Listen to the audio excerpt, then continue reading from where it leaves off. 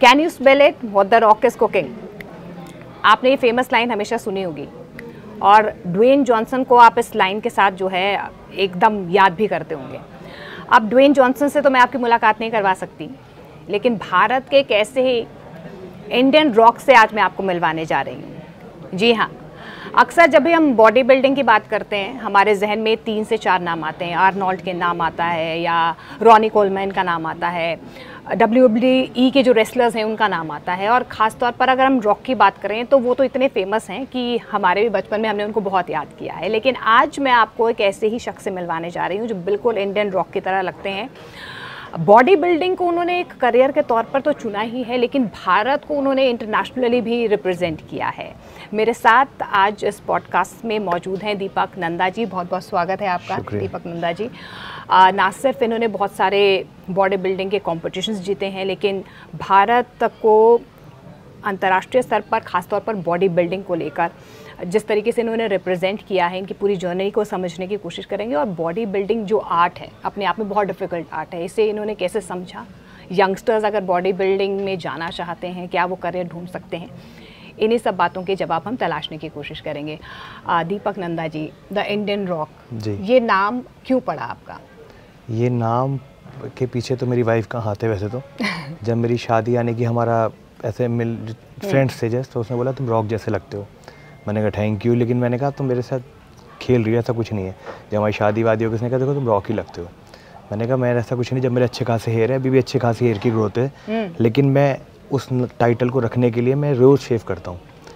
तो मैंने फिर उनसे बोला, फिर लॉकडाउन का टाइम आ गया था तो मेरा कंपटीशन भी था, तो कंपटीशन सब स्टॉप हो गए थे। तो मैंने कहा चलो सलून घर ही बुला लेता हूँ उनको। तो मैंने पूरा क्लीन शेव कर दिया, बाल वाल सब कर दिए, और मैं वैसे पंजाबी हूँ, तो मैंने पापा से पूछना जरूरी समझा कि मैं अगर बाल उड़ा लूँ तो कोई दिक्कत तो नहीं। पापा ने कहा जैसा ठीक लगता है वैसा करो, अपनी लाइफ है तुम्हारी। तो मैंने कराया, तो मैं वाइफ सो रही थी, मैं उसके पास गया तो कहा मैंने तुमसे कहा था ना तुम रॉक लगते हो। तो कह रहा है, मैंने कहा तो अभी भी मेरे साथ मजाक कर रही है। तो उसने कहा ऐसा करो तुम लाइव जाओ।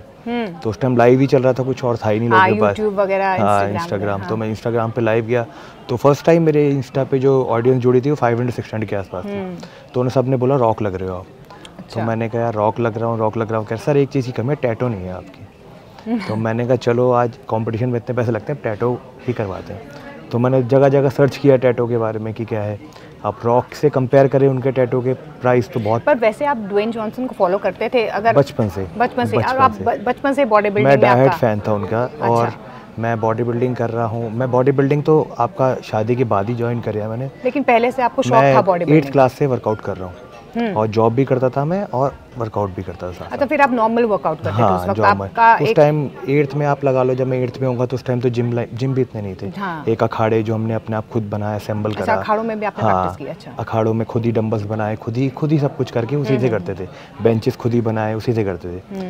तो उसके बाद जब मैं दोबारा टैटूज कराने के बाद वापस आया, लेकिन मुझे टैटू करने के बाद बार बार ऐसा लग रहा था कि ये मैं क्या कर रहा हूँ, कि ये हर पॉइंट पे बहुत पेन होता है उसमें, और मुझे एक ही साइड सोना पड़ता था। यानी कि मुझे ऐसी 1 महीना ऐसे ही बीता मेरा। फिर उसके बाद मेरे को वर्कआउट भी नहीं करना था कि हील ना हो। तो उसके बाद जब मैं दोबारा लाइव आया तो सबने मुझे बोला सर अब आप रॉक लग रहे हो। तो मैंने कहा हर कोई रॉक से तो मिल नहीं सकता, लेकिन रॉक आपने नाम दिया है, इंडियन मैं लगा देता हूँ। तो आपके इंडियन का रॉक मैं हूँ कि मुझसे कोई इजीली मिल सकता है। उसके बाद आप इंडियन रॉक, उसके बाद मेरे बहुत सारे आर्टिकल आए, जो स्टॉक पे भी आया, बहुत कुछ ना कुछ आता ही गया मेरा। फिर उसके बाद बॉडी बिल्डिंग को एज अ करियर क्या हम इंडिया में देख सकते हैं? हाँ बिल्कुल देख सकते हैं। लोगों के दिमाग में ना एक मिथ है कि आपको, मेरे से भी अच्छे अच्छे बॉडी बिल्डर्स हैं, लेकिन आप अपने आप को दिखाओगे ही नहीं तो आप बिकोगे भी नहीं। ये सिर्फ कोई भी चीज़ अगर आप दिखोगे नहीं तो बिकोगे कहाँ से? तो हमें अपने आप को रिप्रेजेंट करना पड़ता है, दिखाना पड़ता है। इसके लिए कॉम्पिटिशन होते हैं। आपको सोशल मीडिया अपने आप को दिखाना है। अब मैंने आप कॉम्पिटिशन खेला और मैं मेडल जीता, और मैंने अपने आप को बताया नहीं लोगों को। मैं अपने गली में ही रहा और उसके बाद मैं सो गया। तो उससे मैं फेमस नहीं होऊंगा। मुझे लोगों को बताना पड़ेगा कि मेरा स्ट्रगल क्या रहा है इसके साथ, मैंने कैसे कंपटीशन खेले हैं, मैंने क्या करा है। आपको दिखाना ही पड़ेगा। आजकल सबसे बढ़िया जरिया आपके पास सोशल मीडिया। आज से 10 साल पहले, 12 साल पहले सोशल मीडिया इतना नहीं था, लेकिन आप कुछ भी एक्टिविटी अपने सोशल मीडिया पे डालते हो तो लोग उससे, अगर आप अच्छा कर रहे हो तो इंक्रीज़ होते हैं उससे। और मैं, लोगों को लगता है कि बॉडी बिल्डिंग महंगा स्पोर्ट है, एक बहुत महंगा स्पोर्ट। मैं मानता हूँ बहुत महंगा स्पोर्ट्स है, लेकिन आपके जुनून के आगे कुछ नहीं है। लेकिन कुछ लोग तो ऐसे हैं ना, क्योंकि आप भी, इसीलिए मैं इसे रिलेट कर पा रही हूँ क्योंकि आप भी एक मिडिल क्लास फैमिली से आए हैं, आपका एक स्ट्रगल 9-10 सालों का रहा है। मेरी फर्स्ट सैलरी जो थी मैं 500 रुपीज़ कमाता था। लेकिन आपको बॉडी बिल्डिंग का शौक था, जिमिंग का शौक था? वर्कआउट का शौक था। मैंने कभी ये नहीं सोचा कि मैं बॉडी बिल्डर बनूंगा। तब आप जिम में जाते थे वर्कआउट करने? मैं नॉर्मल अखाड़े में जाता था, बस ये शौक था कि मैं एक फिट रहना है मुझे। जब सबको सलमान खान बनना था तो मैं भी सोचता था कि मैं यार थोड़ा फिट हो जाऊँ। अच्छा, तब आपको ये WWE रेसलर्स जो ये हैं, तो इनके बारे में पता था? हाँ, सब पता था। अच्छा, आप पढ़ते थे इनके बारे में? मैं देखता था WWE, छोटे थे WWE देखते थे, जॉब करते थे, फ्री हुए तो। और मेरी जो लोगों को लगता है कि मैं बहुत, लोगों के दिमाग में कि मैं बहुत पैसे वाला, बहुत रिच हूँ, लेकिन मेरी हर चीज़ पे एक टाइम लगा है यहाँ तक पहुँचने के लिए। एक मतलब 500 रुपये कमाने वाला आदमी जो पानी पिलाता था, जिसे लोग कहते हैं कि पानी पिलाता है, मैंने गाड़ी साफ़ करी है, लेकिन मैं कभी किसी चीज़ शर्माया नहीं, क्योंकि आपकी मेहनत के आगे वो कुछ नहीं है, पैशन के आगे कुछ नहीं है। तो मैं करता चला गया, तो मैं आज इस मुकाम पे हूँ कि मैं, हाँ, मुझे लोग नीचे आता हूँ तो मुझे लोग कह सकते हैं कि ये इंडियन रॉक है, आप वही हो ना जो बॉडी बिल्डिंग करते हो। अच्छा, वैसे दूर से कैसा, क्या फील आती है जब आपको, मतलब लोग इस तरीके से पहला फील तो हैं? बहुत, मेरे को लगता है पहले दीपक नंदा से मुझे जानते थे, लेकिन आज की डेट में सबसे बड़ा होता है कि आपके माँ बाप के सामने आपका कोई नाम बोल रहा है कि आपके सरनेम पे इस लड़के का नाम दीपक नंदा, आप जानते हो, तो मेरे पापा उसे कहते हैं कि ये मेरा ही बेटा है इंडियन रॉक जिसे आप कह रहे हो, आपको मिलना हो तो मुझे बता देना। तो मुझे इससे ज़्यादा प्राउड मोमेंट कुछ नहीं लगता। जब अच्छा, क्या वेट है आपका अभी? मेरा अभी, मैं ऑफ सीज़न पे था मैं, लेकिन ऑफ सीज़न बहुत टफ था मेरा, उसमें भी हमें सब बॉइल्ड ही खाना होता है। मैं 8 मंथ से, मैंने लगा लो कल जाके मैंने इतना सा हलवा खाया होगा 8 महीने बाद, नहीं तो बॉइल्ड ही खाते हैं। हाँ, बॉइल्ड ही खाना है। अब मेरा वेट होगा, मैंने अभी कट डाउन चालू किया है, मेरा 119 वेट था, अब मेरा 114 के आसपास होगा, 114। अच्छा, तो अब मतलब मोस्टली बॉडी बिल्डर्स का वेट कितना रहता है? मतलब देखो, मैं जैसे बॉडी बिल्डर का वेट होता है वो उनके कंपटीशन के हिसाब से, जैसे मैं क्लासिक फिजिक खेलता हूँ, क्लासिक फिजिक के अंदर मेरे को मेरी हाइट की कैटेगरी, हाइट वेट की कैटेगरी में चाहिए 94 फुट 300। तो हमारा क्लासिक अलग होता है। बॉडी बिल्डिंग में आपको वेट लिमिट नहीं होती, आप प्रेजेंट जो आप स्टेज पे करो उसमें अच्छे लगने चाहिए। अच्छा, वैसे जिम जाना चाहिए? हाँ, बिल्कुल। जो यंगस्टर्स जिम जाते हैं अभी, और अगर ट्रेनर नहीं है, जी, मैं आजकल तो क्योंकि सोशल मीडिया इतना ज़्यादा है, लोग चैट जीपीटी से कहीं ना कहीं से जो है अपनी पूरी डाइट देख लेते हैं, एक्सरसाइजेज देख लेते हैं, और खुद जो है एक्सरसाइज जिम में करने जाते हैं। आपको लगता है कि ये सही है? देखो, मैं ये कहता हूँ, देखो आप लोग क्या फॉलो करते हैं, जैसे बाहर के एथलीट को फॉलो करते हैं, जैसे आर्नोल्ड की एक्सरसाइज उठा लेंगे, या कोई बड़ा एथलीट बाहर का उसकी उठा ले, लेकिन वहाँ का वेदर हमारा वेदर बिल्कुल अलग है। उनका खाना हमारा खाना बिल्कुल अलग है। अगर आपको यूट्यूब पे किसी की वीडियो देखनी है तो आप इंडियन बॉडी बिल्डर की देखो या इंडियन एथलीट की देखो कि वो क्या कर रहे हैं अपनी बॉडी में। आजकल लोगों को लगता है कि ये कुछ नई एक्सरसाइज आई है तो हम उसको करेंगे तो हमारी बॉडी जल्दी रिएक्ट कर जाएगी, लेकिन आपकी बेसिक एक्सरसाइज ही आपको करनी होती है। हम भी वही बेसिक एक्सरसाइज करते हैं। अच्छा, आप भी ट्रेन करते हैं जी। तो जब एक बच्चा जिम में जाता है और उसे बॉडी बिल्डर बनना है तो उसको कौन सी ऐसी 3-4 बातें हैं जो जहन में रखनी चाहिए? देखो, पहले तो उसको, लोगों को लगता है कि जिम में जाते ही वो सोचता है हम प्रोटीन ले लेते हैं, लेकिन प्रोटीन लेना अच्छा है, लेकिन आप पहले तो ये देखो, आप स्टार्टिंग में ही जिम में गए हो, लेकिन आपकी जो खुद के बिल्ड है वो कहाँ है? पहले आपको नेचुरल डाइट पे करना है, आपकी खुद अपनी इम्यूनिटी को देखना है कि मैं कितना स्ट्रांग हूँ। पहले तो आप जिम जाते ही अपने वेट कैटेगरी को देखो कि मैं इतना वेट उठा पा रहा हूँ, फिर आपको टाइम लगेगा उसमें। लोगों को लगता है इंस्टेंट सब कुछ चाहिए, मैंने आज वर्कआउट चालू किया है, मुझे 3 महीने में बॉडी चाहिए, लेकिन ये एक समझ लो तपस्या की तरह, आपको टाइम लगता है इसमें। आपको टाइम भी देना है, आपको डाइट भी देखनी है, आपको पैसे भी देने हैं। अच्छा, मोस्टली लोगों को ऐसा लगता है कि जब भी किसी भी बॉडी बिल्डर को देखते हैं या कोई बॉडी बनाता है, यार इसने तो स्टीरॉइड्स लिए होंगे, इसने तो सप्लीमेंट्स लिए होंगे, तो ये सप्लीमेंट, पेप्टाइड, स्टीरॉइड्स, क्या फ़र्क रहता है? देखो, सप्लीमेंट्स एक नॉर्मल सी है, वो आजकल डॉक्टर भी सजेस्ट करता है। अच्छा, और ये डॉक्टर के प्रिस्क्रिप्शन से ही लेना चाहिए? हाँ, ये डॉक्टर जो है आपको डॉक्टर सजेस्ट, या तो आप एक अच्छा ट्रेनर हायर करो, ये नहीं कहता मैं आप इंडिया से करो या बाहर से करो, लेकिन एक नॉलेजेबल, किसी के पास पैसे नहीं हो ट्रेनर हायर करने के तो लिए, फिर आप यूट्यूब पे मत जाओ। अगर आपको लग रहा है कि आपके पास इतने पैसे नहीं है कि आप एक ट्रेनर अफोर्ड कर सकते हो, तो आप बॉडी बिल्डिंग में मत जाओ। मैं साफ क्लियर कहता हूँ कि बहुत महंगा स्पोर्ट है ये। अच्छा, या तो अगर आप, मैं ये कहता हूँ, अगर आपने 2 लाख रुपए कमाए साल में, तो आप अपनी बॉडी पे 1 लाख रुपए लगाओगे और आपको 1 लाख रुपए सेव करने होंगे। आप ये मत सोचो कि आपने 2 लाख लगा दिए तो ज़ीरो हो गया आप। मैं भी अगर बॉडी बिल्डिंग करता हूँ आज की टाइम पे भी, तो मैं अपनी बॉडी पे देख लेता हूँ मैंने इतना सेव करा है, इसका आधा मुझे लगाना, बाकी मुझे अपना घर चलाना। अच्छा, क्योंकि महंगा स्पोर्ट है। अच्छा, महंगा स्पोर्ट है। हाँ। अच्छा, लेकिन आप भी क्योंकि मिडिल क्लास फैमिली से ही बढ़कर आए हैं, आपने एक सपना देखा, अपने पैशन पर काम किया, तो शायद आपसे बहुत सारे लोग मोटिवेट भी हों और आपको देख के शायद वो लोग भी बॉडी बिल्डिंग करें और ये ना डरें कि अगर उनके पास पैसे नहीं तो बॉडी बिल्डिंग में नहीं जा सकते, क्योंकि बहुत सारे लोग हैं जो लोगों क्या है कि लोगों के दिमाग में एक मिथ आ गया है कि पहले तो अपने दिमाग से ये हटा दे कि मुझे 4 महीने बॉडी चाहिए। अच्छा, ये हटा दे, मेहनत लगे। हाँ, आप लोगों को लगता है कि 4-5 महीने में, साल भर में मैंने बॉडी कर ली, मैं वर्कआउट करने चल गया तो मैं आज मेरी बॉडी बन जाएगी। पहले आपको खुद अपनी नॉर्मल डाइट, आपकी जो नेचुरल डाइट आपको क्या है, राइस है, चिकन है, वेजिटेरियन आपको पनीर है, ब्रोकली है, तो आपको इसको समझना है कि आपको ये किस तरीके से आपको। अच्छा, डायरेक्ट आपको सप्लीमेंट्स में नहीं जाना या स्टेरॉइड्स में नहीं जाना? नहीं, स्टेरॉइड्स में तो नहीं जाना चाहिए, वो बहुत दूर की बात है। स्टेरॉइड में जब जाना जब आपको कंपटीशन खेलना है, तो वो लोग तो कहते हैं कि वो खतरनाक होते हैं। अगर आप कंपटीशन खेलो तो आप 50 चीज़ों के साथ चलते हो। हम अपने हर 3 मंथ में ब्लड टेस्ट कराते हैं। अच्छा। अपने ऑर्गन का टेस्ट कराते हैं कि हमारा कोई ऊपर नीचे नहीं आ रहा, KFT में कोई दिक्कत तो नहीं है, हमारे जो हार्मोन्स है उसमें डिसबैलेंस तो नहीं हो रहा। स्टेरॉइड कुछ नहीं है कि हार्मोन्स का ऊपर नीचे का खेल है सारा। मतलब मेडिकल सुपरविजन के अंदर जी, जब आप कॉम्पिटिशन्स खेलते हो तभी आप स्टेरॉइड्स का इस्तेमाल करते हैं बॉडी बिल्डिंग के लिए? बस जैसे हम कंपटीशन, जैसा मेरा कंपटीशन है तो मेरी जो ये 8 महीने की साइकिल होगी इसी पे लूँगा मैं। उसके बाद नेचुरल डाइट पे ही आऊँगा, जो नॉर्मल खाना खाते हैं। अच्छा, ये नेचुरल डाइट क्या है? जैसे नॉर्मल खाना जो हम खाते हैं ना, जैसे शकरकंदी हो गया, स्वीट पोटैटो हो गया, आलू हो गया, दलिया आ गया, ओट्स हो गया, तो इसी डाइट पे रहता हूँ मैं। अच्छा, अब देखो हम किसी बॉडी बिल्डर को देखेंगे, इन्हें देखेंगे तो हमें तो लगेगा ये ओट्स तो खाते नहीं होगी, इनकी कोई स्पेशल डाइट होगी। अब हम ये भी समझने की कोशिश करते हैं कि बॉडी बिल्डिंग के लिए मतलब क्या घर की डाइट से अगर हम शुरू करें तो क्या डाइट हो सकती है? देखो, आपको मॉर्निंग में जैसे बहुत अलग, जैसे आप बहुत लीन हो, बहुत पतले हो, तो पहले आपको समझना पड़ेगा कि आपका मेटाबॉलिक बहुत ज़्यादा फास्ट तो नहीं है। अगर फास्ट है तो आपको छोटी छोटी मील को डिवाइड करना पड़ेगा। अच्छा, ठीक है, तो आपका मेटाबॉलिक थोड़ा स्लो, जो आपका वेट पुट ऑन होगा। सेकेंडली हमारा जैसे मेरी मील है, मैं पहले अपनी बॉडी वेट के अकॉर्डिंग पहले मैं लेता था 80 ग्राम ओट्स ड्राई।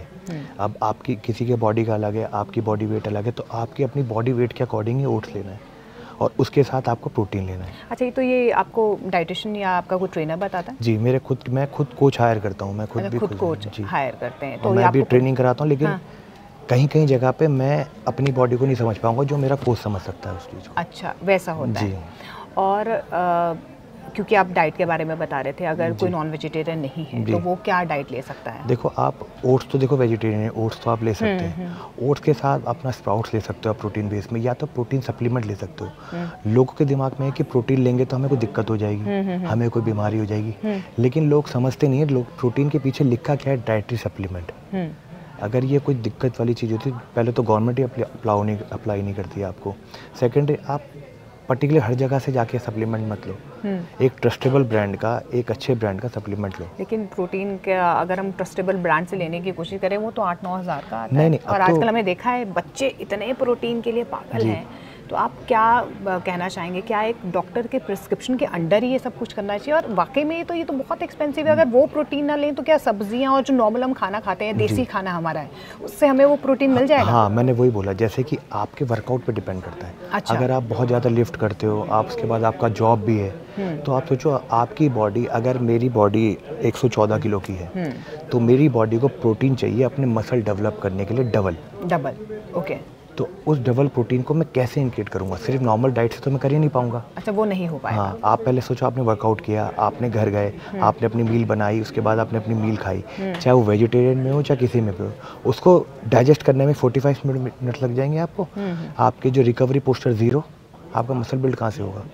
प्रोटीन इसमें इसलिए हेल्प करता है कि आपको इंस्टेंट आपको मिल जाता है रिकवरी पोस्चर। अच्छा, लेकिन हार्मफुल नहीं है। हार्मफुल नहीं है, अगर आप लोगों को समझना पड़ेगा, प्रोटीन हार्मफुल नहीं है। मेरी वाइफ प्रेग्नेंट थी, उसको डॉक्टर ने सजेस्ट किया प्रोटीन। अगर प्रोटीन हार्मफुल होता तो उसको भी सजेस्ट नहीं करता। वो ये है कि डॉक्टर की देख रेख में ये सब चीज़ें एक अच्छे ट्रेनर की नॉलेज में भी आप लेते हो तो एक अच्छा सप्लीमेंट आप देखो, कि मैं ये नहीं कह रहा हर जगह सप्लीमेंट पे चले जाओ, आप देखो एक एथलीट कौन सा सप्लीमेंट्स खाता है। ओके, और सप्लीमेंट आजकल लोगों को लगता है बहुत महंगा है। इसी स्पोर्ट में नहीं है तो दूसरे स्पोर्ट्स में भी सप्लीमेंट्स हर किसी में है। आप क्रिकेट में ले लो, आप फुटबॉल में ले लो, सब में सप्लीमेंट्स लिए जाते हैं। आपके यानी प्री वर्कआउट भी देते हैं लोग, BCAA भी लेते हैं, अमीनो भी लेते हैं, क्रिएटिन भी लेते हैं। ये सब हमारी बॉडी वैसे बनाती है, लेकिन उस पोस्चर में नहीं बनाती जितना हमें चाहिए। अच्छा, और जैसे स्टीरॉइड्स की हम बात कर रहे हैं, आपने कहा कि जब हम किसी कंपटीशन के लिए जाते हैं उस वक्त आपको एक हार्मोनल बैलेंस के लिए वो चाहिए होता है, लेकिन मेडिकल सुपरविजन के अंदर। लेकिन नॉर्मली वो चीज़ नहीं लेनी। नहीं, मैं हर किसी को बोलूँगा अगर आप कंपटीशन नहीं खेल रहे, सिर्फ लोगों को दिखाने के लिए बॉडी मत करना। वो 6 पैक एब्स और वो तो आप नेचुरली अगर अच्छी डाइट लोगे तो वो वैसे भी मेंटेन मतलब नेचुरली अगर आप डाइट लोगे तो आपकी वो बॉडी बन जाएगी, आपको स्टीरॉइड्स की तरफ नहीं जाना है। अच्छा, ये पेप्टाइड्स क्या है? पेप्टाइड जैसे आपका एचजीएच हो गया, ये इंसुलिन ग्रोथ फैक्टर्स जो होते हैं। ये किससे क्या होता है? जैसे एचजीएच होता है वो ग्रोथ हार्मोन्स के लिए होता है। जैसे हम मसल डेवलप, जब हम लीन कर रहे होते हैं तो हमारा साइज ना गिरे, और एचजीएच छोटे बच्चों को भी दिया जाता है जिनके मेंटली विकास नहीं हो पाता, उनको भी दिया जाता है जो। लेकिन हमारा कोच हमें बताता है इतनी आयु से ऊपर नहीं जाना। अब अगर लोग इसे जाके यूट्यूब पे जाके सर्च करेंगे, अब उन्हें क्या पता कि मेरी बॉडी के अकॉर्डिंग इतना बताया गया। यूट्यूब पे आप पूरा नहीं देख सकते ना कि आपने क्या बताया उसने और आपने उसको ले लिया, फिर आप अपनी बॉडी के साथ खिलवाड़ करके बॉडी बिल्डिंग का नाम खराब कर देते हैं। अच्छा, और एक और भी बात है कि हमने देखा है कि आजकल यंगस्टर्स खास तौर पर हमने स्कूल से ही देखा है कि लोग जिमिंग की तरफ बहुत ज़्यादा इन्फ्लुएंस्ड हो रहे हैं। अच्छा, बॉडी बिल्डिंग की तरफ बहुत ज़्यादा इन्फ्लुएंस्ड हो रहे हैं। शायद उनको इतना ज्ञान भी नहीं होता, सीधे प्रोटीन पाउडर और ये सब चीज़ें जो है सोशल मीडिया से वो देखते हैं। लेकिन अगर वाकई में ही जिम जाना है या बॉडी बिल्डिंग की तरफ जाना है तो कौन सी बातें जो है बच्चों को ध्यान में रखनी चाहिए? देखो, अगर आपको सिर्फ एक नॉर्मली फिजिक बनानी है, एक अच्छी फिजिक, यानी कि सिर्फ अपने आप को इंस्टा पे दिखाना और शो करना है, तो मैं आपको सजेस्ट करूँगा नेचुरल डाइट लो और प्रोटीन इंटेक अच्छा रखो। अच्छा, और वर्कआउट अपना अच्छा करो। अच्छा। और दिमाग से ये मत हटा दो कि मैं 3 महीने बॉडी बना लूँगा, 4 महीने में। टाइम लगता है। जब हम अपने माँ के पेट से आते हैं जमीन धरती पे, तो चलने में टाइम लगता है ना, वैसे बॉडी बनाने में टाइम लगता है। बॉडी बिल्डिंग की वजह से आपने देखा कि जिम का मार्केट भी कितना अप हो गया है। आप कहीं भी चले जाओ आपको इतने जिम मिलेंगे, किसी भी मोहल्ले में, किसी भी सोसाइटी में बहुत सारे आजकल जिम। ये क्या, ये तो एक तरह से बिजनेस हो गया। देखो जैसे कि इसमें ट्रेनर्स हैं नहीं है, फिजिकली फिट है वो नहीं है। यही करा है लोगों ने, क्या करा है कि कुछ नहीं है तो जिम डाल देते हैं, लेकिन उनसे नॉलेज की बात करो ज़ीरो, उन्हें कुछ नहीं पता। लेकिन तो फिर आपके माइंडसेट में क्या होना चाहिए? अगर आप एक ट्रेनर से ट्रेनिंग ले रहे हैं तो आपके माइंडसेट में क्या होना चाहिए? 4 बातें आपके ट्रेनर को पता होनी चाहिए कि आपकी बॉडी कैसे रिएक्ट करेगी। जैसे कि मेरे जिम में जो ट्रेनर है, मेरा खुद का जिम है, तो जैसे किसी को सर्वाइकल की प्रॉब्लम है तो ऑलमोस्ट अधिकतर लोगों को सर्वाइकल की प्रॉब्लम हो जाती है, तो उन्हें क्या वर्कआउट नहीं करना, तो बेसिक्स है। अब जैसे मेरे जिम में कोई प्रेग्नेंट लेडी आई है, उसका अभी डिलीवरी हुई है, उसको 6 महीने हो गए, तो क्या चीज़ उसे करनी है, क्या चीज़ नहीं करनी, ये पता होना चाहिए आपको। आजकल लोगों को यानी कि ब्रीदिंग इशू रहता है, तो किस यानी कार्डियो करना है क्या नहीं करना, ये एक नॉर्मल सी चीज़ है कि इस ट्रेनर को पता होना चाहिए। और आपको वर्कआउट 4 एक्सरसाइज कौन सी होनी चाहिए। अच्छा, इसमें एक कॉन्ट्रडिक्शन ये भी है कि जितने ज़्यादा जिम जो है खुल रहे हैं, उतने ही ज़्यादा आपने देखा कि हार्ट अटैक के केसेस भी आ रहे हैं। बहुत सारे इसलिए भी हैं क्योंकि हम देख रहे हैं कोई ट्रेडमिल में दौड़ रहा है, उसे हार्ट अटैक आ रहा है। जिम करके नॉर्मल सा दिखता इंसान भी 2 मिनट में चक्कर खा के गिर रहा है, कि इसका क्या आपने देखा होगा लिंक है ऐसा? ये तो लोगों ने ना, वैसे तो मेडिकल हम तो कोई मेडिकल सुपरविजन वाले नहीं हैं, लेकिन हाँ ये ज़रूर समझना चाहेंगे क्योंकि लोग डरने लगे। हाँ, लेकिन आप एक चीज़ सोचो कि अगर ऐसा तो छोटे बच्चों को भी आया है जो स्कूल से निकला है, डांडिया खेलते हुए लोगों को आ गया, लेकिन जिम का नाम इसलिए आ गया, जिम में लोग समझ नहीं पाते। अब जैसे मैंने वर्कआउट किया, जैसे नॉर्मल वर्कआउट का टाइम क्या रहना चाहिए, कितना होना चाहिए? 40 मिनट, 45, 1 घंटा, 2 घंटा? यानी कि अगर आप कुछ नहीं करें, नॉर्मल से नॉर्मल 45 मिनट्स, नॉर्मल से नॉर्मल 45। अगर ज़्यादा करना है 1 घंटा बहुत होता है ना। फिर आपको कोई कंपटीशन नहीं करना, आपको फिट करना है। हम भी अगर कंपटीशन खेल रहे हैं तो हमें भी 1 घंटे का वर्कआउट होता है, उसके बाद आधे घंटे का कार्डियो होता है। लेकिन लोग क्या गलती करते हैं, जैसे आपने बोला कार्डियो पर ट्रेडमिल पर चढ़ जाते हैं और रन करना चालू कर देते हैं। अब उनको अपनी हार्ट रेट नहीं पता, सामने ट्रेडमिल पर दिखा रहा है कि आपका पल्स इतना है, आपकी हार्ट रेट इतनी है, उसको छोड़ के वो पता नहीं कौन सी धुन में वो लगाते हैं हेडफोन्स, के बाद रन करना चालू करते हैं। आपको मैराथन नहीं जाना, आपको फिट करना है, अपने हार्ट रेट को, आर्टरीज को ठीक करना है। पहला तो कार्डियो अगर आपको करना है तो फ्रेश एयर में करो। ओके, यानी कि रनिंग, जिससे ब्रीदिंग आपकी अच्छी रहे। अगर आपको नॉर्मली फिट, अगर आपको सिर्फ एक स्टेमिना बिल्ड करने के लिए कार्डियो करना है तो आपको वॉक करनी चाहिए, रनिंग नहीं करनी चाहिए। अच्छा, वॉक करनी चाहिए। स्प्रिंट, आप स्प्रिंट कर सकते हो, 1 मिनट वॉक करी, 1 मिनट रनिंग करी, या 2 मिनट वॉक में 1 मिनट रनिंग। लोग क्या करते हैं, अपने हार्ट रेट को चेक नहीं करते, सीधा रन करना चालू करते हैं। वो लगते हैं कि हम स्वेट आएगा तो हमें हमारा वेट लूज होगा। हेल्दी हार्ट के लिए क्या कुछ अलग करना चाहिए, मतलब एक्सरसाइज के तौर पर अगर आप देखें, हेल्दी हार्ट के लिए? देखो सबसे अच्छा है आपका ब्रिस्क वॉक करनी चाहिए आपको मॉर्निंग में। अच्छा, ब्रिस्क वॉक सबसे अच्छी वही होती है। एम्प्टी स्टमक आप मॉर्निंग में जाओ, आपका वेट भी अच्छा खासा लूज़ हो जाएगा उसमें, आपका स्टेमिना भी बिल्ड हो जाएगा, तो आप ब्रिस्क वॉक करो, उसके बाद आप वर्कआउट कर सकते हो। अच्छा, एक बॉडी बिल्डर की ना पूरी की पूरी डेली रूटीन क्या रहती है? क्या रहती है आपकी डेली रूटीन? डेली रूटीन मेरी हर बॉडी बिल्डर का ही होता है, सुबह उसको उठना है, चाहे उसकी पहली मील जो स्टार्ट हो जाती है 6 बजे से। अब 6 बजे के बाद उसको हर 2-2.5 घंटे में खाना खाना है। लेकिन वो आप अपने घर में जो आपकी चीज़ें हैं उससे करते हैं? हाँ हाँ, वही डाइट रहती है? वही डाइट रहती है। लेकिन हम जैसे कहीं पार्टी में जा रहे हैं तब भी हम अपनी मील कैरी करके जाते हैं। अब जो कोई लोग खाना खा रहे हैं हम उनको देखते हैं भी नहीं है कि हम अपना ही मील खा रहे होते हैं। अभी भी मैं आया हूँ तो मैंने अपनी कैब में एक मील खाई है अपनी। अच्छा, लेकर आए हैं? हाँ, मैंने वो खाया है। मेरी ये मील रात को 2 बजे तक चलती है सेम। और मुझे इस मील पे 8 महीने हो गए। जैसे मैं किसी टाइम पे ओट्स लेता हूँ, ओट्स के साथ एग हो जाते हैं, फिर चिकन है, राइस है, फिर चिकन राइस है, सब बॉइल्ड है। अब जो वेजिटेरियन है वो आप जैसे ब्रोकली ले सकते हो, पनीर ले सकते हैं। पनीर में लेकिन आपको ना फैट ज़्यादा मिल जाएगा। अच्छा। हाँ, आप स्प्राउट्स ले सकते हो। इसी चीज़ पे आपको प्रोटीन हेल्प कर देता है। अच्छा, और क्योंकि भारत में बहुत सारा फास्टिंग भी होती है और वो बॉडी बिल्डिंग भी करना चाहते हैं लोग, फास्ट भी रखना चाहते हैं, तो ऐसे में क्या आपके जहन में आता है कि क्या ऐसा खाना चाहिए अगर फास्ट रखा है और उस टाइम क्या फ्रूट से हो जाएगा? अगर देखो आप अगर 9 दिन नवरात्रे आने वाले हैं, 9 दिन लोग रखेंगे जी, और आपका कंपटीशन 9 दिन के बाद ही जी, शायद पहले बात तो ट्रेनर आपका मना ही कर दे कि आप फास्ट ना रखें, फिर भी आपने रख लिया। जैसे मंगलवार नहीं खाते कुछ लोग, मैं नहीं खाया, कुछ और नहीं खाते, तो अब क्या है सप्लीमेंट के बेस पे उस चीज़ को कन्वर्ट करते हैं कि सप्लीमेंट वेज में डाइटरी है। अच्छा। तो हम उससे अपना प्रोटीन इंटेक ले लेते हैं। अच्छा, मतलब कोई प्रॉब्लम तो नहीं होता? नहीं, उससे कोई प्रॉब्लम नहीं होती। कोई प्रॉब्लम नहीं। या तो हम फास्ट करेंगे तो हमारा तो वैसे 9 दिन का हम फास्ट नहीं कर पाते कि कंपटीशन है। वो कहते हैं ना आपका धर्म से बड़ा कर्म है। हाँ। अच्छा। तो मेरा कर्म बड़ा है मेरे लिए। मेरे घर में अगर मैं बॉडी बिल्डिंग कर रहा हूँ, इससे ही मेरी इनकम होती है। तो मैं अपने घर में क्या खिलाऊंगा? ऊपर वाला भी कहता है पहले अपने कर्म को नहीं, अपने धर्म को छोड़ के कर्म पे ध्यान दो। अच्छा, अगर मैं एक लेमैन हूँ और मुझे बॉडी बिल्डिंग में आगे करियर बनाना है, आप बताइए कि क्या फर्स्ट स्टेप होते हैं एज अ बॉडी बिल्डिंग की करियर मेकिंग? जी, क्या हो सकते हैं? देखो, पहले करियर बनाने के लिए आपको पास अब छोटी आप इनकम, अगर आप लोग आजकल जो भी बॉडी बिल्डिंग करता है मिडिल क्लास का ही होता है। अगर मेरे पास फरारी है तो मैं बॉडी बिल्डिंग नहीं करूँगा क्योंकि मेरे पास फरारी है। ऊपर वाले ने मुझे ये फरारी दे के भेजा है तो मैं इसको जितना हो सकता है उतना अच्छा करता हूँ। अब मेरे जैसे बंदे बहुत सारे होंगे जो 500 रुपीज़, 5000 रुपये, 10,000 रुपये कमाते होंगे, तो वो सोचते हैं कि मैं इसमें बॉडी बिल्डिंग कैसे करूँगा। तो पहले तो आप अपनी सब कुछ छोड़ के पहले तो आप वर्कआउट अच्छा करो, अपनी डाइट को समझो कि आपको क्या डाइट लेनी है। आप कुछ भी डालोगे गूगल पे आपको सब अवेलेबल मिलता है। आप डालोगे इंडियन बॉडी बिल्डिंग डाइट, वो पूरा चिट्ठा है। अब तो चैट जीपीटी आ गया है तो कुछ भी डाल दो आप, वो भी बता देगा आपको। नहीं तो मैंने कितने ऐसे मेरे जैसे बहुत अच्छे हैं जो आपको वैसे ही बस फ्री ऑफ कॉस्ट बता देते हैं, तो वो आपको बता देंगे। यूट्यूब आपको बता देगा कि आजकल डेली रूटीन मैं भी डाल देता हूँ अपने डाइट का, तो आप उसको फॉलो कर सकते हो। Basic exercise, basic diet. अच्छा, बेसिक ही करनी चाहिए, लेकिन हैवी एक्सरसाइजेस को ले आपको अंडर सुपरविजन करना चाहिए। हैवी पे जब आप लोगों को लगता है कि आज मैं जिम गया हूँ, आज ही मैं 100 किलो की बेंच प्रेस मार लूँगा, आप आज जिम गए, पहले तो पुशअप मारना सीखोगे आप कि आपको पुशअप कैसे करना है, पुल अप कैसे करना है, बेंच प्रेस। धीरे धीरे आप स्टेबल हो पाते हो उस बेंच। अच्छा, ये कॉम्पिटिशन्स के बारे में कैसे पता चलता है? कंपटीशन के अब तो आपको सोशल मीडिया पे ही आया था कि हमारा कंपटीशन है, पूरा आ जाता है डिटेल।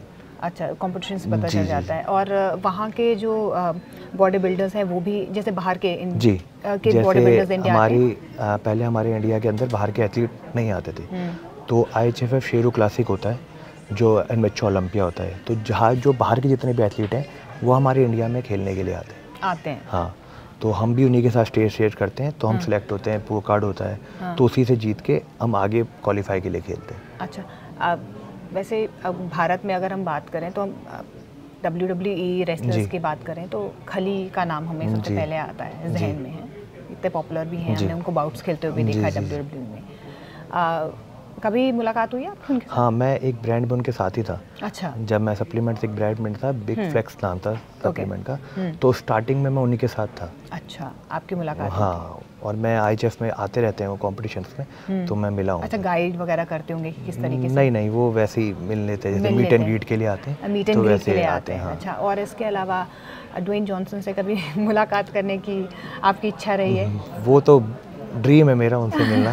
क्योंकि बट अभी लेकिन तक उन्होंने आपके किसी एक पोस्ट पर मेरा कमेंट भी किया है। शिव का मैंने एक शूट किया था। अच्छा। हाँ, यानी कि सोचो मैंने जिस वीडियो में फोटो में उन्होंने टैग नहीं किया, उन्होंने मुझे उस पर कमेंट किया था शिव में कि amazing brother keep it up, ऐसा कोई इमोजी नहीं, एक अच्छी सी टैगलाइन लिख के भेजा था उन्होंने मुझे। अच्छा, अगर bodybuilding as a career आप नहीं चुनते तो फिर क्या करते आप?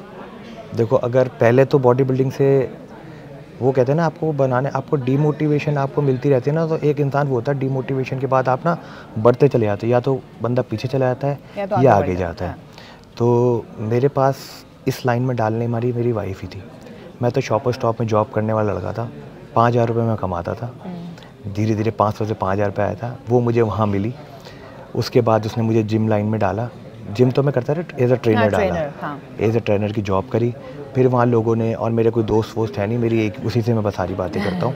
तो वो कह सकते हो अब एक कामयाब आदमी के पीछे एक औरत का हाथ होता है, तो आप सारा हाथ पैर उसी का कह सकते हो आप। तो उसने मुझे फिर मोटिवेट किया कि मेरे लोगों ने बोला ऐसे कोई बॉडी बिल्डिंग नहीं करता। मैं एज अ ट्रेनर था, मैं खुश था कि इतने में मेरा घर चलता है, मैं खुश था। लेकिन आपको एक चीज़ है ना, पिंच कर जाती है। वो लोग ट्रेनर की बात करते हैं कि अच्छे ट्रेनर नहीं होते, मैं मानता हूँ अच्छे ट्रेनर नहीं होते, लेकिन दुनिया में अच्छे लोग भी हैं। तो कुछ लोग मुझे बुरे मिले, कुछ ने डिमोटिवेट किया। आज की डेट में अपना पैशन नहीं छोड़ा? नहीं, मैंने कभी नहीं छोड़ा। मेरा टैगलाइन है नेवर गिव अप, मैं कभी गिव अप नहीं करता।